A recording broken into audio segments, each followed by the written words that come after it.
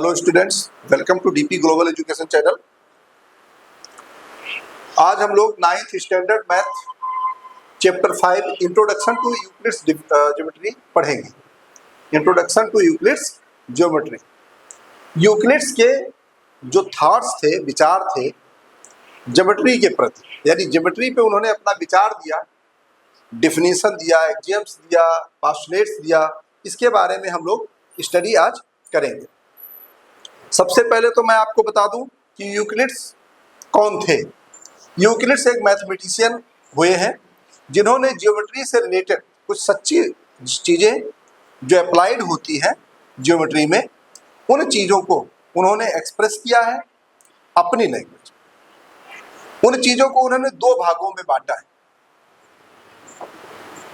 Euclid's ने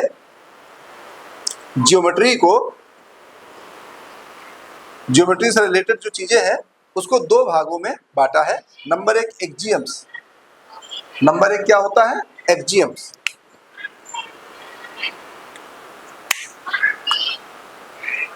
number एक होता है एक्सियम्स और नंबर दो होता है पोस्टुलेट्स।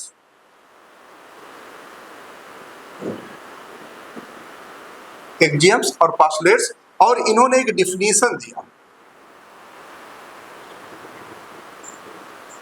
तीन चीज इन्होंने किया है। नंबर एक तो इन्होंने डेफिनेशन दिया है, नंबर दो एक्सियम्स और नंबर तीन पोस्टुलेट्स। एक्सियम्स क्या होता है? सबसे पहले डिफिनीशन समझ लेते हैं। डिफिनीशन क्या चीज है भाई? किसी भी चीज को इन्होंने अपने अनुसार, यूक्लिड्स ने हर चीज को अपने अनुसार परिभाषा दिया है। कैसे डिफिनीशन दिया? देखो, the ends of line are points. कह रहे कि जैसे लाइन है तो लाइन का जो एंड्स पॉइंट है, डेफिनेशन हम पहले समझ लेते हैं। डेफिनेशन का मीन्स हुआ परिभाषा, और इन्होंने क्या डेफिनेशन दिया है यूक्लिड्स ने, वो हम बता रहे हैं। नंबर एक, the ends point of a line are points, यानी लाइन का, ये जो लाइन है, लाइन का जो सबसे लास्ट का पॉइंट, लास्ट जो पॉइंट होता है वो पॉइंट होता है। यानी लाइन जो होगा, लाइन जितना भी ऐसे खींचेंगे, लाइन का जो एंड होगा, ये एंड, स्टार्टिंग और एंड, ये दोनों क्या होगा? पॉइंट्स होगा। क्या होगा? पॉइंट्स। यानी the ends of a line are points. Second, a line is a breathless length, यानी जो लाइन होता है उसमें कोई लंबाई चौड़ाई नहीं होती है। लंबाई तो होती है, लाइन नहीं है, मगर उसमें कोई चौड़ाई नहीं होती। बहुत पतली मानी जाती है लाइन को, जिसका कोई विड्थ नहीं हो सकता, चौड़ाई नहीं हो सकता है। थर्ड है, a point is that which has no part. Point एक ऐसा चीज है जिसका कोई पार्ट नहीं कर सकते। पार्ट मतलब हम इसको डिवाइड नहीं कर सकते हैं। पॉइंट को हम अलग अलग दो जगह नहीं कर सकते हैं। एक पॉइंट है, इसको हम डिवाइड नहीं कर सकते। जैसे मान लो ये है, इसको हम डिवाइड कर दिए, एक ये हो गया, एक ये हो गया। मान लीजिए सर्कल है, इसको हमने डिवाइड कर दिया, अब एक सर्कल ये हो गया, एक सर्कल दो जगह हो गया। मगर जो पॉइंट होता है, पॉइंट को हम डिवाइड नहीं कर सकते हैं। ये था हमारा third point. Next fourth point है, the edges of a surface are lines. कह रहे जो सरफेस का जो एज होता है, जैसे मान लीजिए ये सरफेस है, ये मैं मान लेता हूँ सरफेस है, तो सरफेस की जो ये एजेज है, जो मतलब साइड्स, तो साइड्स क्या होता है? सारी लाइन होती है। क्या होती है? लाइन। यानी सरफेस की जो एजेज होती है वो लाइन होती है। लाइन मीन्स बहुत पतली होती है, जिसका कोई विड्थ नहीं होता। Next, the surface is that which has length breadth only. Surface वो होता है जिसमें लंबाई होती है और चौड़ाई होती है, मगर ऊंचाई या गहराई नहीं होती है। जैसे मान लीजिए एक पेपर है, ये मान लीजिए पेपर है, तो पेपर में लंबाई है, चौड़ाई है, इसकी थिकनेस भी है थोड़ा सा। थिकनेस ना के बराबर हो, थिकनेस ना के बराबर हो तो हम उसे क्या बोलेंगे? सरफेस बोलेंगे। क्या बोलेंगे? सरफेस। यानी ये सरफेस जो है, इसमें लंबाई है, चौड़ाई है, मगर उसकी मोटाई, गहराई या ऊंचाई नहीं है। Next, a plane surface is a surface that lies evenly with the straight lines on itself. Plane surface जो होता है वो इवनली होता है। यानी प्लेन सरफेस, मान लीजिए ये नोटबुक है, ये प्लेन मान लें, प्लेन है, तो प्लेन में सब तरफ मोटाई बराबर होगी। ये नहीं कहीं ज्यादा मोटा होगा, उभरा होगा, कहीं ज्यादा दबा होगा, तो फिर वो प्लेन नहीं रह गया। प्लेन सरफेस का मतलब हुआ इवनली मोटाई सब जगह होगी। इवनली मतलब बराबर मात्रा में सब जगह, मतलब जो प्लेन, प्लेन का मतलब होता है, अब जैसे ये बोर्ड है, बोर्ड प्लेन है क्योंकि इसको सब जगह इसकी जो थिकनेस है वो एक जैसी। Next seventh part, a straight line is a line that lies evenly with the points on itself.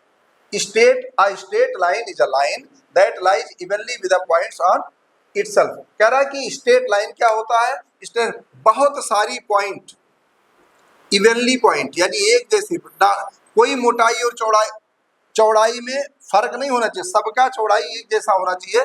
तो इसी पॉइंट के सम को जो सारा पॉइंट मिलाओ तो एक लाइन बन जाता है। मगर वो लाइन कैसी होती है, जिसकी कोई विड्थ नहीं होती है, यानी पॉइंट ऐसे लेना है जिसकी कोई विड्थ नहीं है, और यही पॉइंट मिलाओ तो क्या बन जाएगा, लाइन। यानी लाइन जो है वो पॉइंट्स का समूह होता है। तो ये हमें समझ में आ गया। हमने यूक्लिड्स का डिफिनीशन पढ़ लिया। अब हम आगे पढ़ेंगे यूक्लिड्स का एक्सियम्स, यूक्लिड्स का एक्सियम्स, और उसके बाद फिर यूक्लिड्स का पोस्टुलेट्स पढ़ेंगे। 3 चीजें हैं इस चैप्टर में, यूक्लिड्स ने अपने अनुसार बताया है। एक्सियम्स क्या होता है ये भी हम समझ सकते हैं। A few moments later. Euclid's का एक्सियम्स क्या कहता है, एक्सियम्स क्या है, तो हम आपको बता दें कि यूक्लिड्स का जो एक्सियम्स है ये वो चीज होते हैं जो आपके हर जगह अप्लाई हो जाते हैं, यानी आप कहीं भी आप और हम इसे अप्लाई कर सकते हैं। इतने आसान है कि जब आप इसे सुनेंगे, समझेंगे, तो ऐसा लगेगा कि ये तो हमें ऑलरेडी पता है।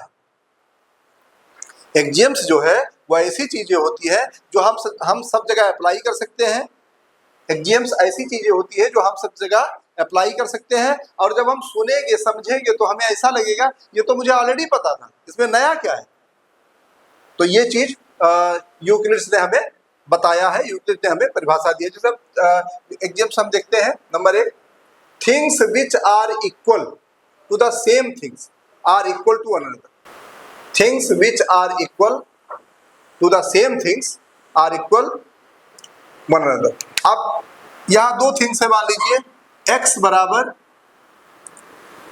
a है, x बराबर a है, और हम बोले कि x जो है वो b के भी बराबर, x a के भी बराबर है और b के, यानी थिंग्स हो गए 2 things which are equal to same thing. ठीक है, सेम थिंग से इक्वल होता है, आर इक्वल टू अनदर। तो x अगर a के इक्वल है और x b के भी इक्वल है, तो बताइए a इक्वल b हुआ कि नहीं हुआ, यानी a जो है वो b के इक्वल होगा। और भी एग्जांपल हम देखते हैं ताकि हमें ज्यादा से ज्यादा समझ में आए, इसके लिए हम और भी एग्जांपल समझने का प्रयास करेंगे।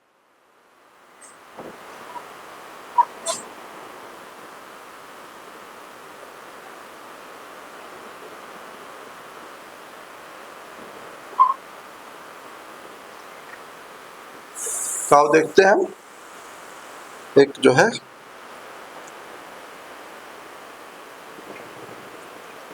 देखिए फॉर एग्जांपल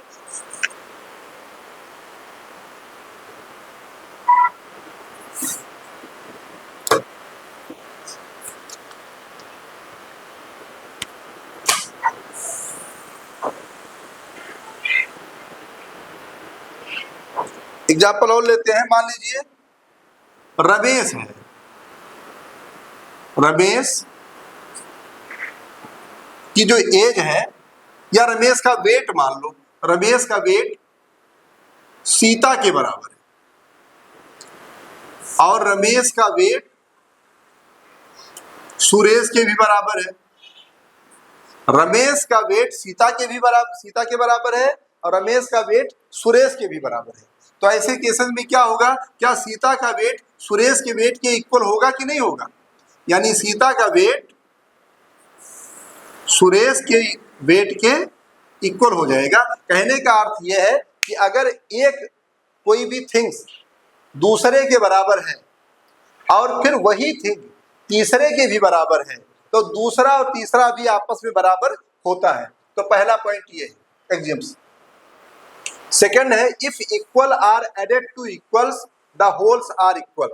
कह रहा है कि अगर हम किसी भी चीज में बराबर मात्रा में ऐड करें, जैसे मान लीजिए हम बोले x इजिकल टू वाई है, दो ऐसी चीज है जो आपस में क्या है, बराबर है, इक्वल है, तो इसमें अगर हम इक्वल चीज ऐड करें, एग्जांपल मान लो 3 इजिकल टू हमने 3 कर दिया, यानी 3 3 के बराबर है, 3 3 के बराबर है, और इन दोनों में हम 5 ऐड कर दें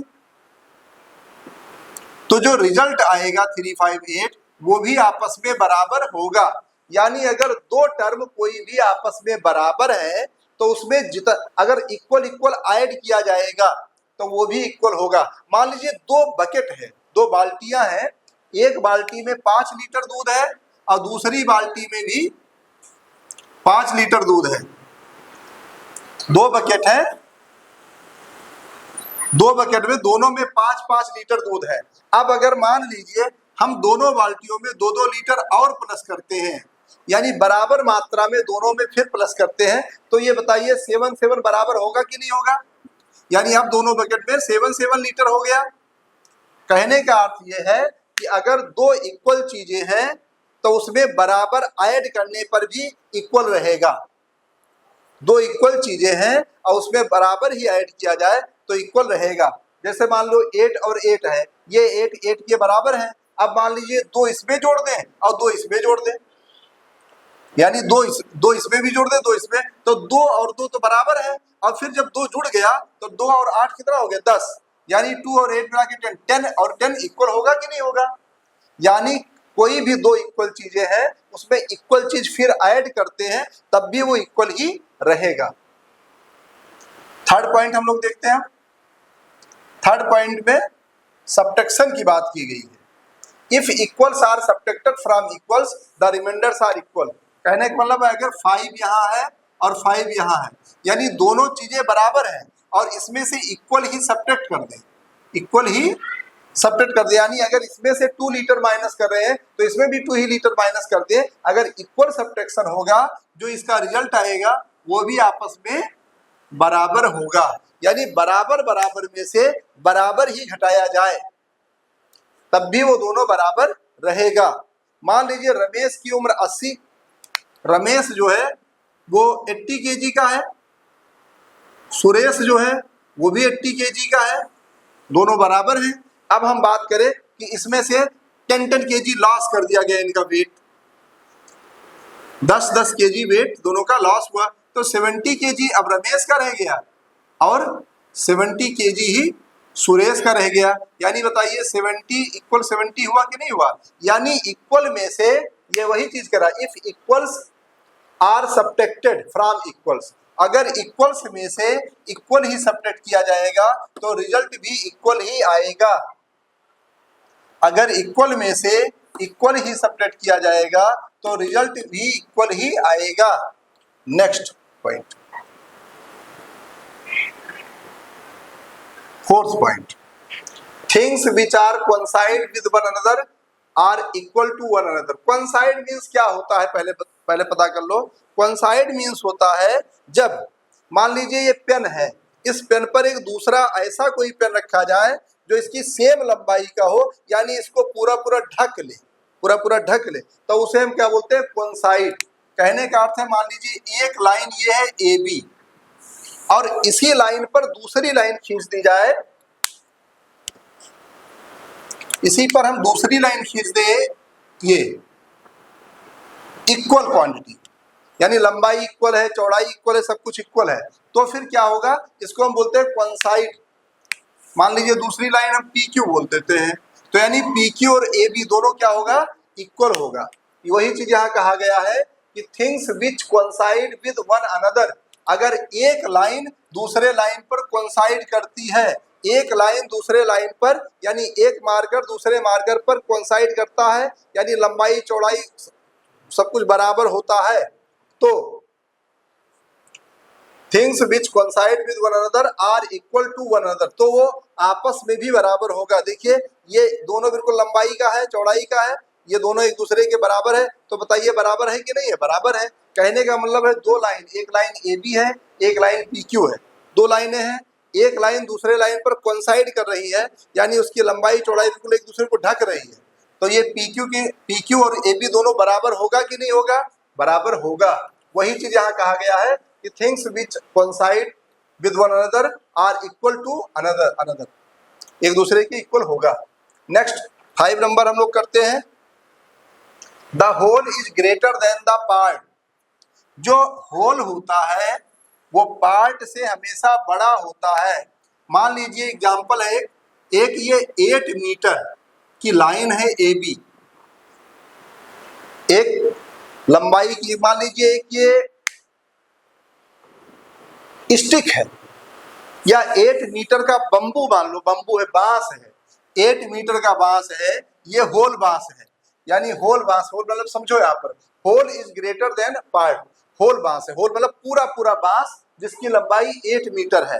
अब इसको अगर हम पार्ट कर दें, पार्ट मतलब इसको दो भाग में कर दें, मान लीजिए एक भाग हो गया 5 मीटर और दूसरा भाग हो गया 3 मीटर, तो बताइए जो पार्ट है, ये जो पार्ट है ये होल से बड़ा है कि नहीं बड़ा है? पार्ट जो है होल से बड़ा है। यानी किसी भी चीज को, किसी भी, अब जैसे ये मान लो मार्कर है, ये मार्कर इतना लंबाई का है, इसको अभी हम तोड़ दें तो टूटा हुआ जो भाग होगा वो पूरे से, यानी जो पूरा वाला भाग छोटे वाले भाग से कंपेयर करें, मान लीजिए दोनों बराबर है, एक को तोड़ दो, अब तोड़ दो तो आधा भाग इससे कंपेयर करें तो ये बड़ा होगा नहीं होगा? यानी होल हमेशा पार्ट से बड़ा होता है। मान लीजिए एक ये स्फीयर सर्कल है, सर्कल को हमने इसे तोड़ दिया, अब ये आधा सर्कल हो गया और ये एक सर्कल ये आधा हो गया। अब बताइए जो बड़ा वाला सर्कल, ये जो पूरा वाला सर्कल है, ये आधे वाले सर्कल से बड़ा है कि नहीं बड़ा है? बड़ा है। ये पूरा जो सर्कल है ये इस वाले सर्कल से बड़ा है कि नहीं बड़ा है? बड़ा है। कहने का मतलब है जो होल होता है वो पार्ट से हमेशा बड़ा होता है।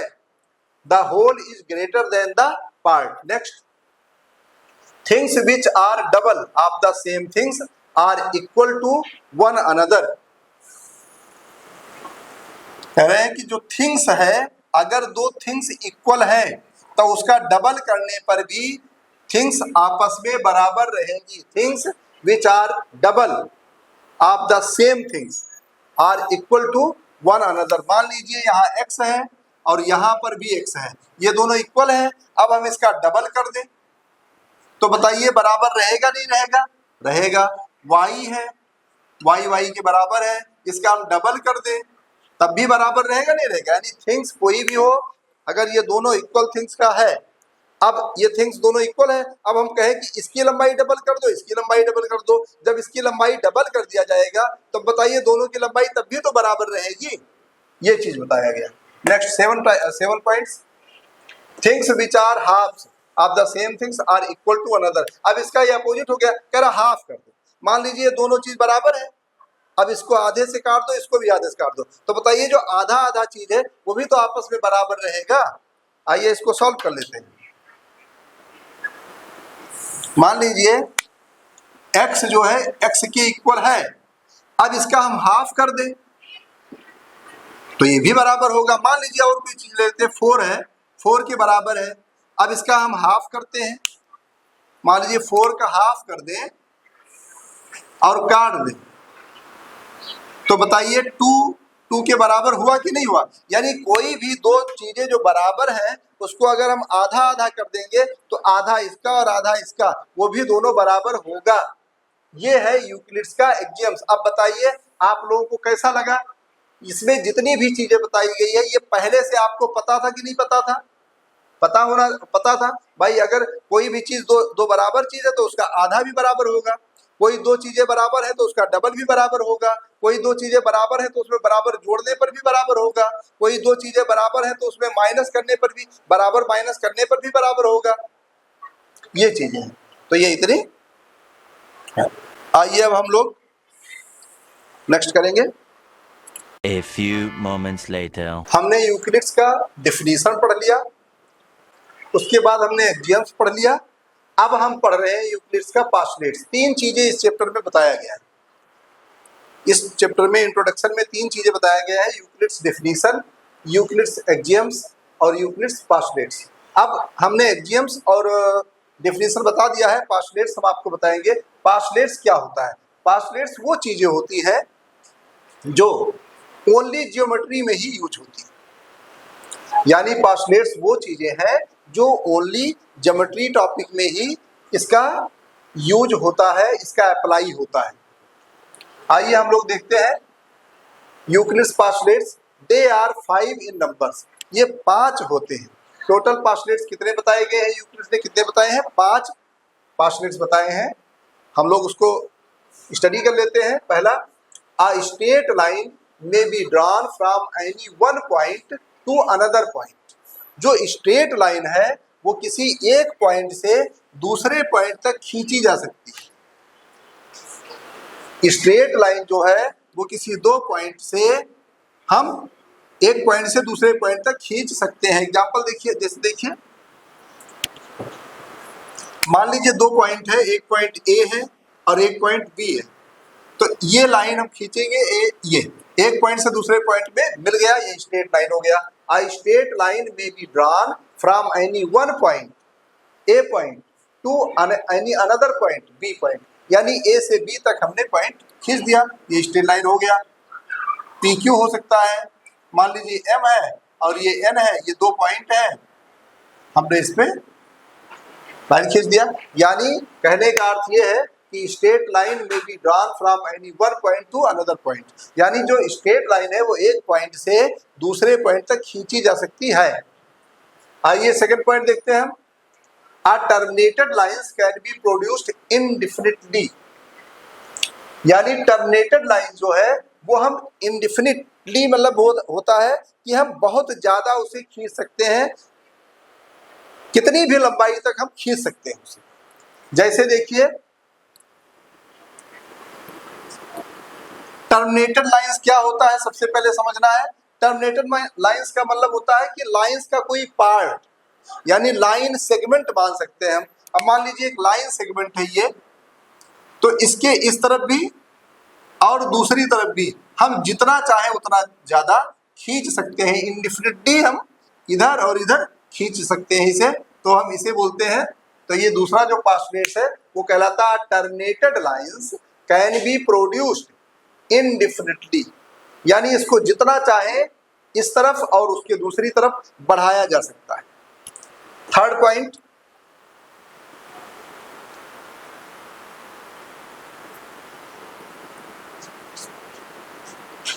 है a circle can drawn with any centre and any radius.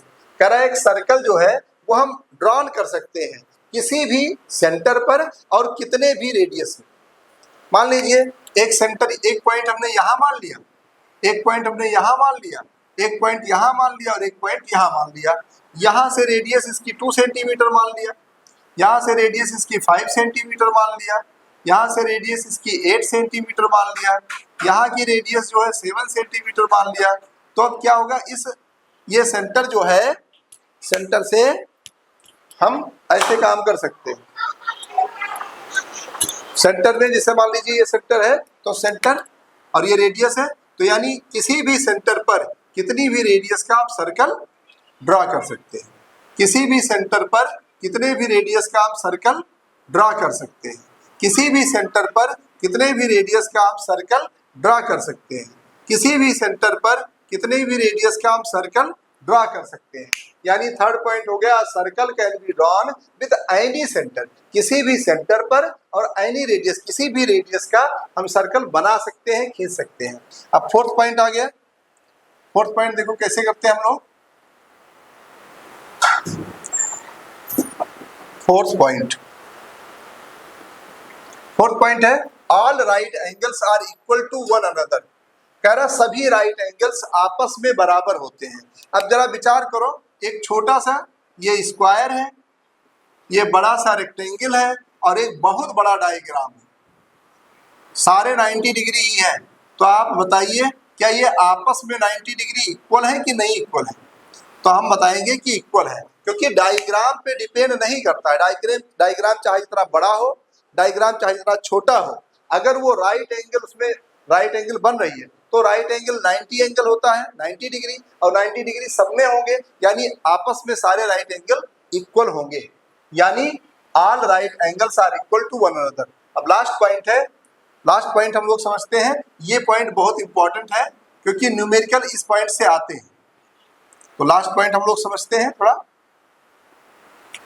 If a straight line falling on a two straight lines, कह रहा है एक स्ट्रेट लाइन ये है, एक स्ट्रेट लाइन ये है, और इस पर एक लाइन फॉल हो रही है, यानी एक स्ट्रेट लाइन L1, दूसरी स्ट्रेट लाइन L2 और तीसरी स्ट्रेट लाइन L3, यानी दो लाइन पर एक लाइन फॉल हो रही है, यानी गिर रही है। इस पर दो स्ट्रेट लाइन पर एक लाइन फॉल हो रही है। If a straight line falling on two straight lines make the interior angles, अब इसका जो इंटीरियर एंगल्स बनता है, makes the interior angles on the same side, एक ही तरफ का, of it taken together less than two right angles. अगर इसका एंगल, ये जो दोनों एंगल है, मान लो ये बी ए मान लो और इसे बी मान लो, और ए प्लस बी अगर 180 से छोटा है, इन दोनों एंगल का सम, एंगल ए और एंगल बी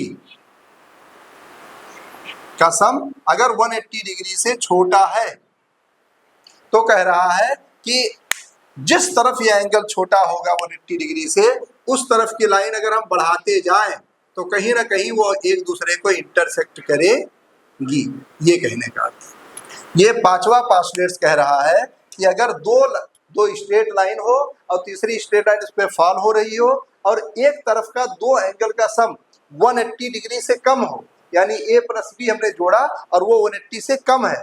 मान लीजिए एक है 60 डिग्री का और एक है 70 डिग्री का, यह एंगल 70 डिग्री है, 60 डिग्री है, तो 60 डिग्री और 70 डिग्री इसको ऐड करेंगे तो ये हो जाएगा 130, यानी 130 डिग्री।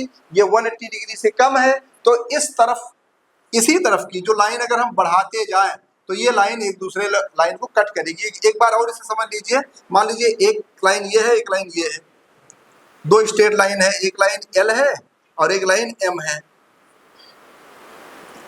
दो लाइनें हैं। अब तीसरी लाइन इस पे P इंटरसेक्ट कर रही है, इंटरसेक्ट कर दिया। अब कह रहा है कि इसके इंटीरियर, ये मान लो ये एंगल हम लेते हैं, इसको मान लिया ये है x और ये है y। अगर x प्लस y का सम 180 डिग्री से क्या है, छोटा है, 180 डिग्री से छोटा है, यानी एक 50 डिग्री मान लो है और एक 70 डिग्री है, तो 50 और 70 मिला के 120 हो गया, यानी 120 डिग्री है, ये 180 डिग्री से कम है। तो ऐसे केसेज में जिस तरफ दोनों एंगल छोटे हैं, उस तरफ की लाइन को अगर हम बढ़ाएं तो वह जाके कहीं ना कहीं इंटरसेक्ट करेंगे। ये इसका पास्टुलेट था।